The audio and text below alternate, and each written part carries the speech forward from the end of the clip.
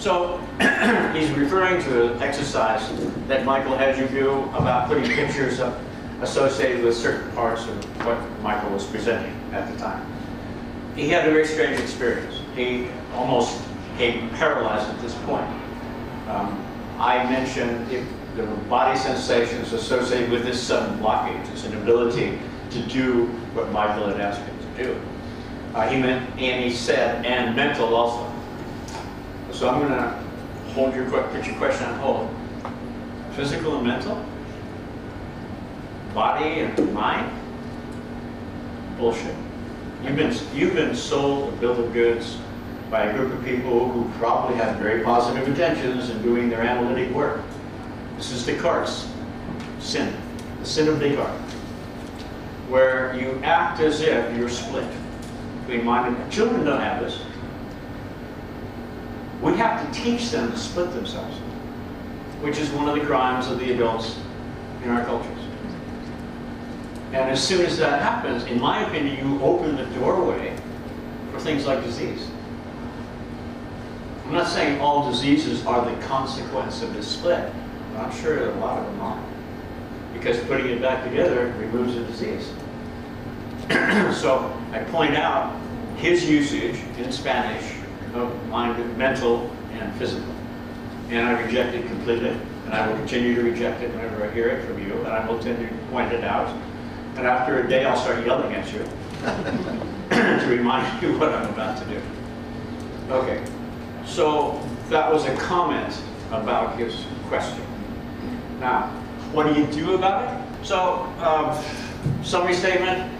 I said, the next time you have this experience where a spontaneous body sensation occurs, and it seems to be an obstacle to what it was that you were about to do. In this case, these pictures that Michael was having you create associated with parts of the pattern. This is an opportunity.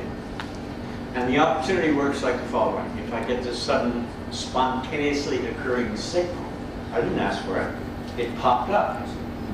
It was a contribution initiated by the unconscious. Now, so suppose it's here in my chest. So what I'll do is I'll touch and say, welcome. You have my attention. So it's just a positive receipt of a signal that's been offered to you. So by saying welcome and you have my attention, you're letting the unconscious know, yeah, okay, I got it. I know you're there. Since you have my attention, let's arrange a signal so I can understand what it is you're trying to direct my attention and actions to.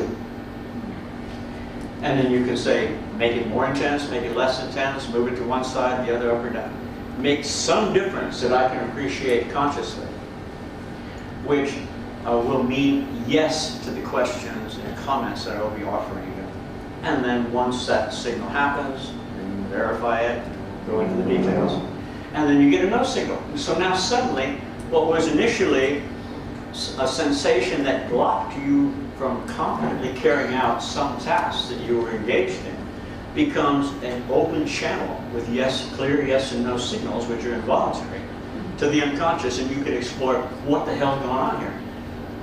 And how can I move past this obstacle, if that is appropriate, and have the experience that I was originally intending to create.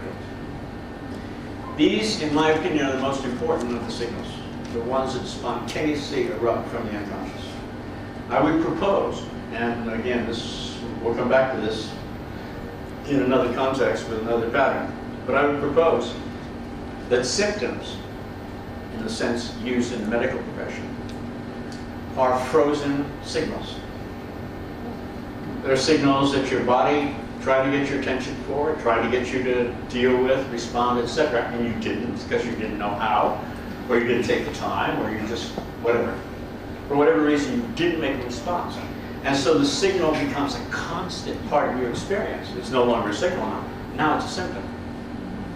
As a matter of fact, there's a pattern called the healer within, which we'll demonstrate in your practice here, which converts these frozen signals, these so-called symptoms, back into a dynamic experience so that you can work interactively with these involuntary sensations and arrive at a conclusion, at a destination which is useful for you, whatever the particular content might be. Does that make sense as a general principle? I have not made a demonstration, but I will.